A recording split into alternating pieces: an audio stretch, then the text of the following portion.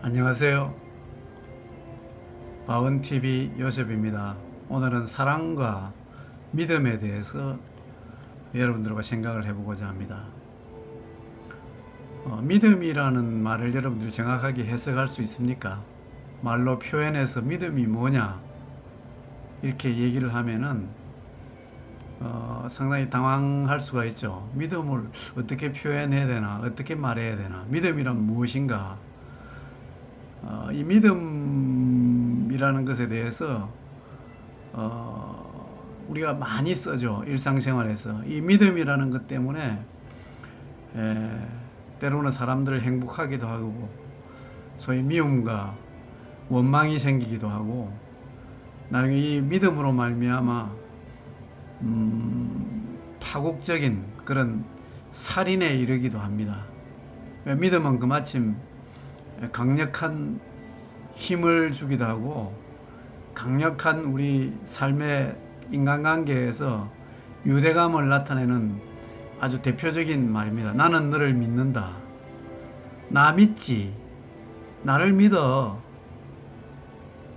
너는 왜 나를 믿지 못하니? 나는 너를 믿는데. 이런 우리 일상의 소위 그 인간관계에서 말들이 오고 가고 하죠. 가족 간에부터, 가족에서부터 시작해서 친구들, 일반 사회의 거래, 상관계, 인간관계 모든 부분에서 이 믿음이라는 말이 엄청나게 소위 그 회자됩니다. 그래서 중국이나 베니스 상인 같은 사람은 믿지 못하는 사람들과는 거래를 안 하죠. 믿음이 돼야, 관시가 형성이 돼야 중국에서는 거래가 됩니다. 그래서 이 믿음이라는 걸 우리가 정확하게 그 실체를 알지 못하면은 우리가 막연하게 사용하는 믿음, 나는 너를 믿어. 그래서 계약서를 쓰고 뭐 이렇게 하죠. 이것 때문에, 믿음 때문에 우리 마음 가운데 서로가 엄청난 상처를 받을 수도 있고, 또 종국에는 미움으로 변해서 살인에 이르기까지도 합니다. 그래서 이 믿음이라는 말 자체는 굉장히 좋은 말이면서도 굉장히 위험한 말입니다. 그래서 이 믿음에 대해서 오늘 정의를 한번 내려보고자 합니다. 믿음이라는 말을 뭐 영어로는 트러스트 뭐 이렇게 얘기를 하죠. 그런데 한국에서는 신의, 의리 뭐 이런 소위 포괄적인 표현을 또 하기도 합니다. 근데 믿음이라는 그 말을 아무리 잘 설명을 하려고 해도 정확한 설명의 어떤 소위 이 설명이 생각이 안 납니다. 그 말이.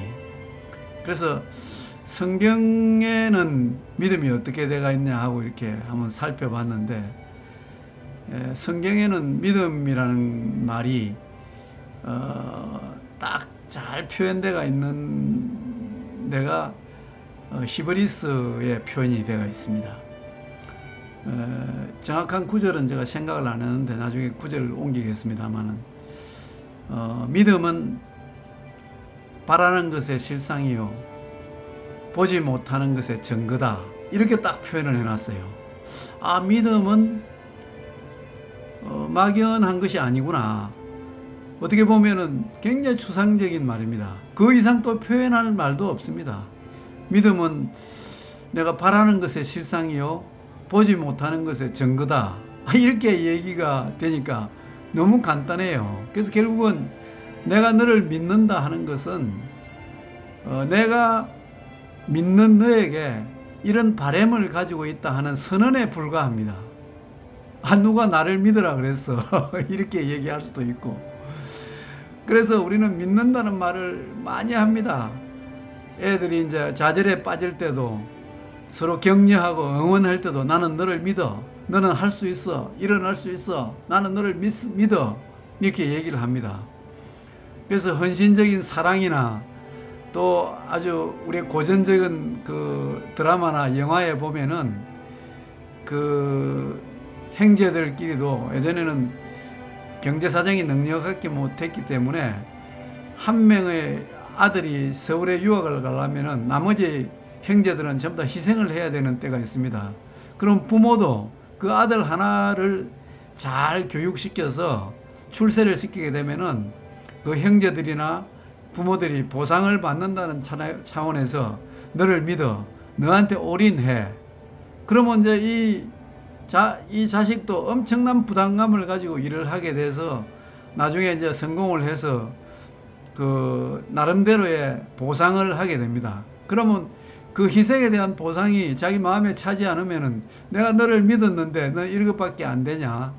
결국은 서로 믿음의 그 소위 포인트가, 믿음의 양이, 믿음의 질이 서로가 차이가 납니다. 그래서 많은 문제가 생기죠. 연인들도 그런 게 많죠.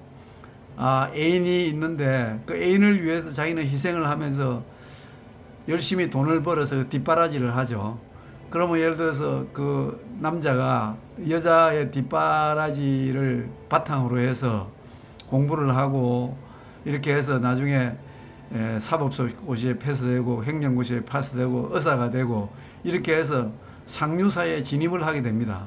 그러면은 그때부터 이 자기를 배려한 것에 대한 보답을, 그렇게 희생한 사람은 그걸 보답을 바라게 되고 또 그 희생으로 말미암아 일어선 자기는 그 희생당한 사람에게 보상을 해줘야 될 의무와 책임을 느끼게 돼서 서로 인간적인 유대가 정말 긴밀하게 지속되기가 어렵습니다. 그럼 상류사의 진학을, 그래서 영화에 보면은 그런 주제의 영화가 엄청 많죠.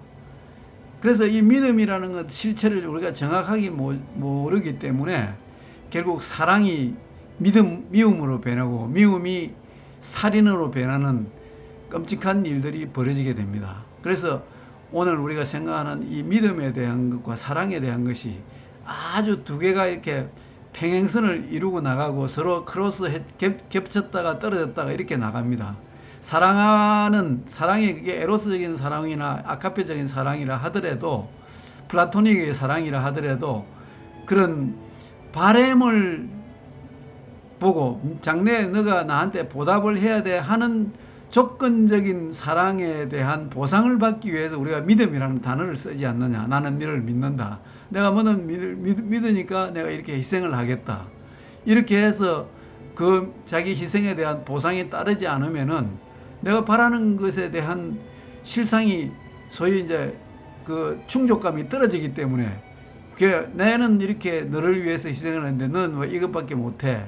이렇게 해서 이제 미움으로 서서히 이제 갈등으로 변하게 되고 미움으로 변하게 되고 엄청난 소위 문제가 야기되는 그런 현실들을 우리는 많이 봅니다. 우리 주위에서도 잘못 믿는 믿음의 실체를 모르기 때문에 믿는 막연하게 또 그렇게 보상을 받지 않았다고 하더라도 내가 친구들한테 잘 한다거나 또 내가 사귀는 배우자 아니면은 애인한테 잘 한다거나 했을 때 그냥 순순한 사랑이 아니고 보상을 바라고 잘 하는 것에 대한 소위 이제 그게 만족하지 못한 상태가 일어날 때는 엄청난 불행의 씨앗이 될 수가 있죠.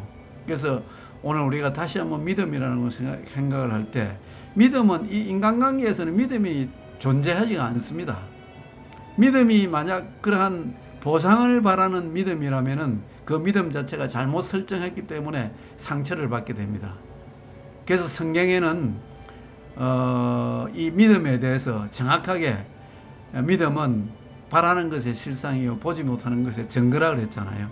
내가 바라는 거예요, 단연히. 내가 믿는다고 해서 그 사람한테 그 믿음에 대해서 실체를 내가 공개할 수도 없습니다. 뭘 믿는다는 말입니까? 그래서 단순히 어떠한 생각하는 관점에 대해서 내가 그냥 믿는 거예요, 믿는 거. 내가 바라는 것을 강요하는 것밖에 안 돼요, 믿는다 하는 얘기는. 그래서 인간관계에서 사람과 사람 사이에서는 믿음이라는 그 말이 허구에 지나지 않습니다. 그 믿음은 소위 사람은 믿음의 대상이 안 된다는 얘기입니다. 그럼 믿음의 대상이 아니고 뭐냐? 오직 사랑의 대상일 뿐입니다. 진정한 사랑이야말로 보상을 받지 않는 sacrifice, 그 희생에 대한 개념이 들어가 있습니다. 그래서 거기서 벌써 희생이 아니고 뭘 바라고 한다는 것은 사랑의 자기 만족에 대한 표현일 밖에 없습니다. 그래서 우리가 인간이 똑같은 인간에게 믿는다 하는 얘기는 존재하지가 않습니다. 그래서 오늘 이후부터 여러분 아무리 사랑하는 사람이라 할지라도 너는 믿는다는 표현을 하지 마십시오. 사람은 믿음의 대상이 아니고 사랑의 대상입니다. 그래서 오직 믿음은 예를 들어 창조주를 믿는 분은 창조주 하나님만이 우리의 믿음의 대상이지, 인간은 사랑의 대상이지 믿음의 대상이 아닙니다. 그게 뭔 희생에 대한 보상을 바라지 않을 때 그게 사랑이잖아요. 그래서 오늘 이 믿음에 대해서 또 사랑에 대해서 여러분들이 한 번 더 제 말을 토대로 해서 한 번 더 연구를 해보고 자기가 믿는다고 표현한 그 믿는 것에 대한 소위 그 정확한 함의가 무엇인지를 한번 다시 정리해보고 앞으로 믿는 것에 대한 소위 표현을 쉽게 하지 말기를 바라며, 인간들한테, 인간과 인간 사이에서는 믿음이라는 것이 존재할 수가 없습니다. 그래서 오히려 사랑한다는 표현으로 내가 희생을 하든 뭘 하든 어떤 대가를 바라지 않는 것이 사랑이잖아요. 그래서 믿음은 그 인간과 인간 사이에서는 믿음이라는 것이 존재하지가 않고 믿을 대상이 아닙니다. 그래서 오로지 불변하는 창조주 하나님만이 우리의 믿음의 대상이지, 수시로 내 자신도 못 믿는데 어떻게 남을 믿습니까? 내 마음도 하루에 12번이 변하는데. 그래서 오늘 이 시간 여러분들에게 한번 더 강조하고 싶은 것은 사람과 사람 사이에서는 믿음이 의미가 없다. 그래서 사람은 믿음의 대상이 아니고 사랑의 대상이라 하는 것을 여러분들이 그건 정말 확정하셔도 됩니다. 확정하시고 그 믿음과 사랑에 대한 정의를 다시 한번 내려서 내가 바라고 원하는 것이 내 이기적인 생각으로 인한 보상을 바라는 것이 아닌지, 아니면 내가 이 세상에 태어나서 우주인으로서 정말 75억 인구 중에 한 사람으로서 내가 무엇을 위해서 이 땅에 태어난지 후에마이라는 걸 한 번 더 생각을 하시고, 오늘 믿음은 바라는 것의 실상이요 보지 못하는 것의 증거다 한 그 말을 바탕으로 해서 여러분들이 인간은 믿음의 대상이 아니고 사랑의 대상이라 하는 것을 여러분 생각 깊숙이 확정하는 것이 오늘 제가 바라는 마음입니다. 감사합니다. 여러분들이 원하고 바라는 것을 사랑 가운데서 이루어 나가시기를 바랍니다. 감사합니다.